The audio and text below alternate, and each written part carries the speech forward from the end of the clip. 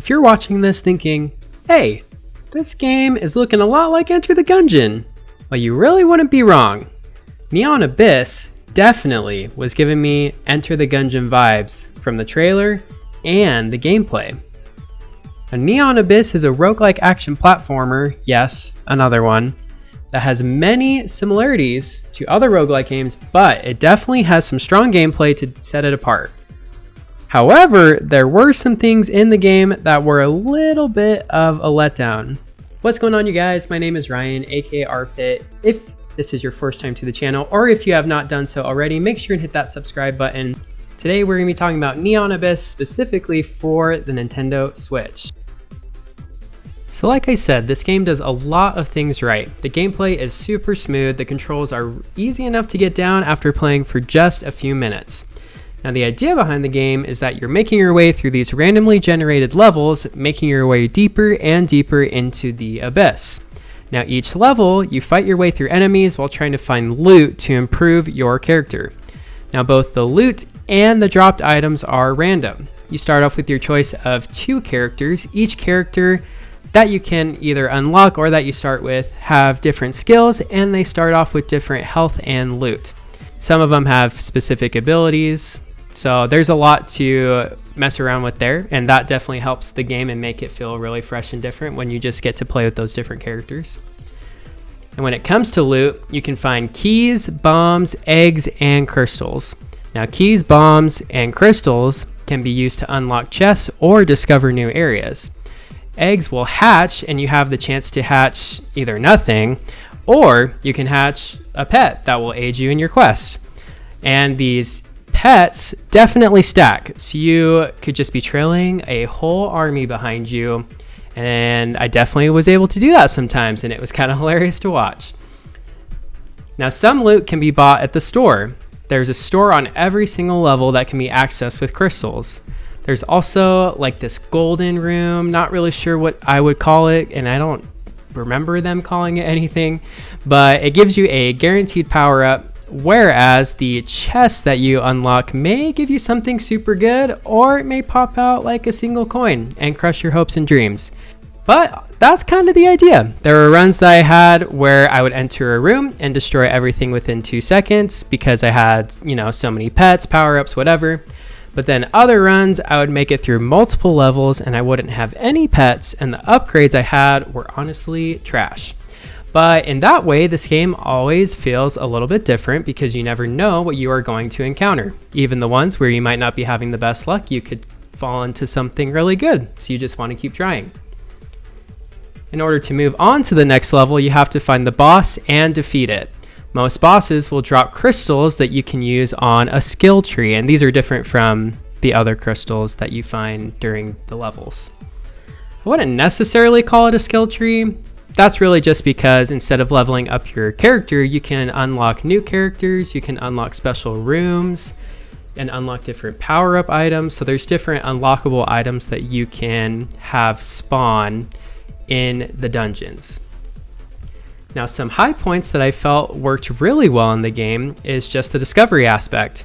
You're more or less thrown into the abyss, and they don't really give you they give you a little tutorial on just the controls and things, but there's not really a story to tell you what's going on. They don't tell you about these rooms. And so I was 5+ hours into the game, and I was still discovering new things, such as these hidden loot rooms that are unlocked with losing health, spending crystals. There's just these different things that you kind of have to figure out yourself. It's something that made the game really good. One small thing, but a detail that I really loved, is that when enemies are defeated, you can see the splatter on the wall from the defeated enemy, which was just a nice touch that they added. Every run felt new because of the randomly generated levels, and whether you found cool items or not, you just never know what you're going to find. So there's always the incentive to just keep on going.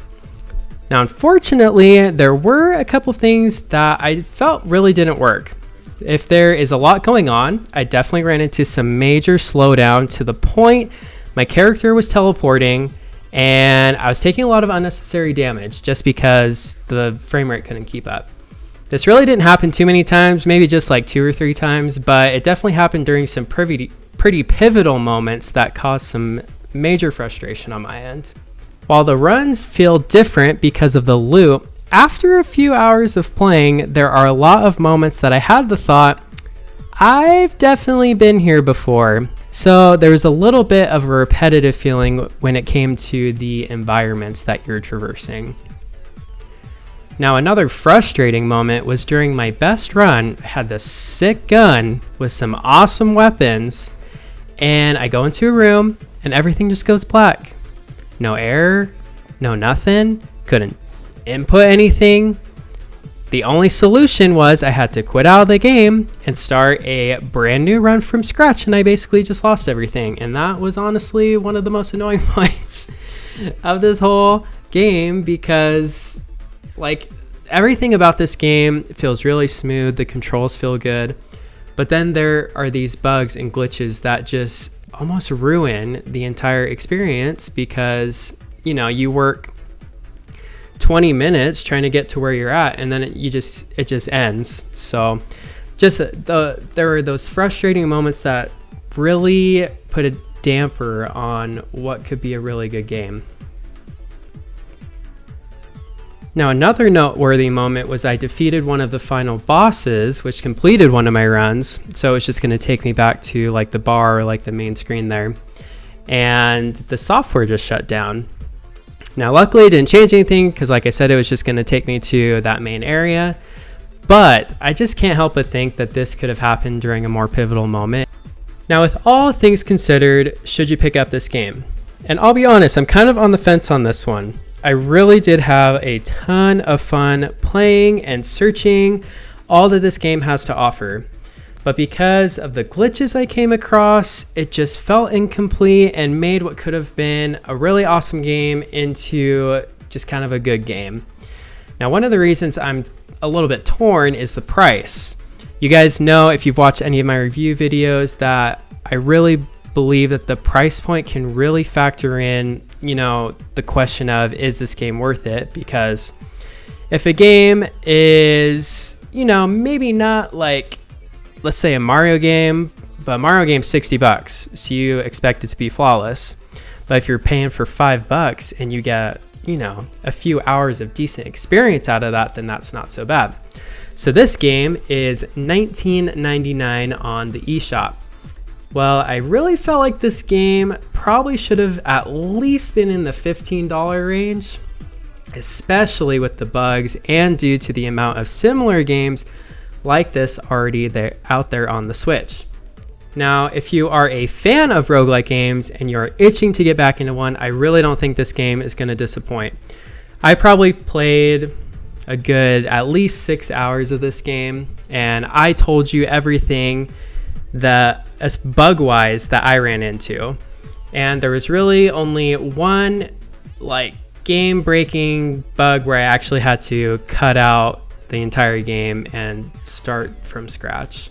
However, if that's not the case for you, you know, if you're not just a big fan of roguelike games, wanting to get back into one, I would probably just wait on a sale on this game, or I would at least buy it after some sort of patch is implemented to fix some of those major software issues.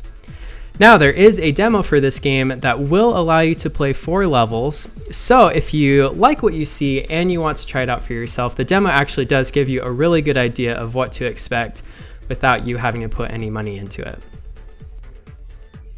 Thank you so much for watching. If you enjoyed that video, make sure and hit the like button, subscribe if you guys are new here to the channel, and I will see you in the next one. Peace.